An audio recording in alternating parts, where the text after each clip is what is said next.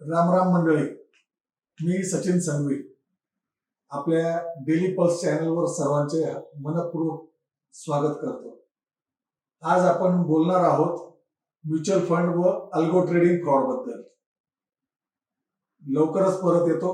फक्त कृपया सर्वांना नम्र विनंती आहे, सबस्क्राईब करावं, बेल आयकॉन दाबून आमचे मनोबल वाढवा. धन्यवाद.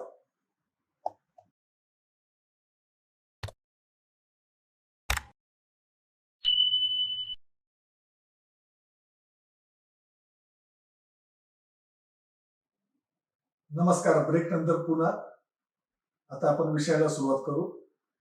म्युच्युअल फंड व अल्गो ट्रेडिंग फ्रॉड बद्दल आज आपल्याला जाणून घ्यायचं आहे. आपल्याला पण त्याच्या अगोदर त्याची मागील पार्श्वभूमी समजून घ्यावी लागेल. आपण उदाहरणादाखल अदानी ग्रुपचा भ्रष्टाचार घेऊयात. SECI म्हणजे भारत सरकारची कंपनी आहे, solar energy corporation of India, जी भारत सरकारची कंपनी आहे. च्या FBI म्हणजे ही सोलर कंपनी जी आहे ती अदानीवर अमेरिकेच्या FBI ने जी इन्व्हेस्टिगेशन केली आहे व त्याबद्दल वॉरंटही निघाला आहे. तरी solar energy corporation of India Adani ग्रुपवर कोणतीही कार्यवाही करायला तयार नाही व सेबी अध्यक्ष माधुरी बुस्ट पण कोणतीही कार्यवाही करायला तयार नाही व भारत सरकार पण अदानीवर कार्यवाही करणार नाही. याचे कारण तर तुम्हाला माहितीच आहे.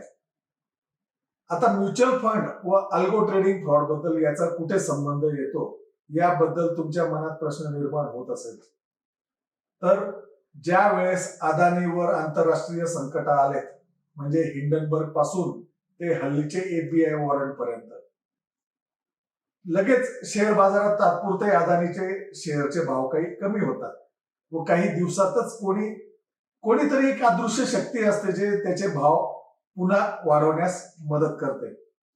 तुम्हाला हे तर माहीतच असणार की SBI, LIC काही प्रमाणात सरकारच्या दबावाखाली येऊन अदानीची पूर्णपणे मदत करतात.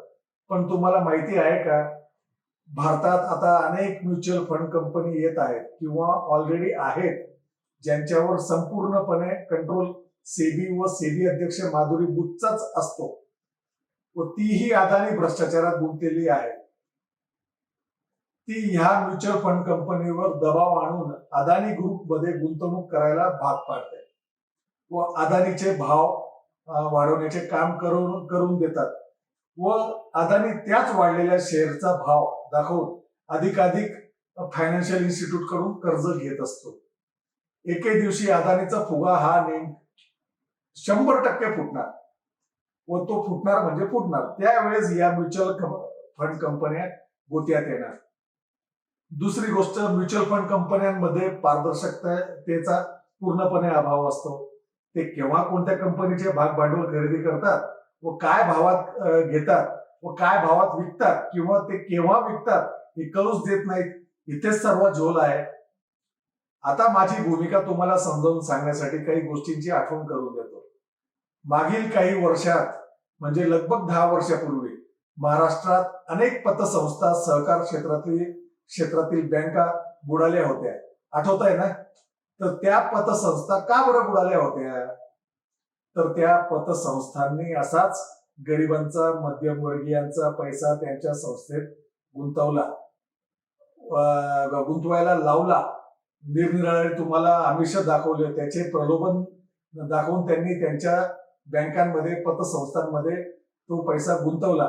पण तो जो पैसा तिथे साचला तो त्या पैशाचा त्यांनी मनमानी पद्धतीने स्वतःच्या व्यवसायात किंवा प्रॉपर्ट्या घेण्यामध्ये किंवा कमोडिटी बाजारात गुंतवला व तिथे नफा नुकसान काय जे झाले असेल ते झाले असेल, पण त्यांनी स्वतः मात्र दिवाळखोरी काढून पतसंस्थेचा पैसा बुडवला व पण अप्रोक्षपणे मग तो पैसा कोणाचा बुडाला?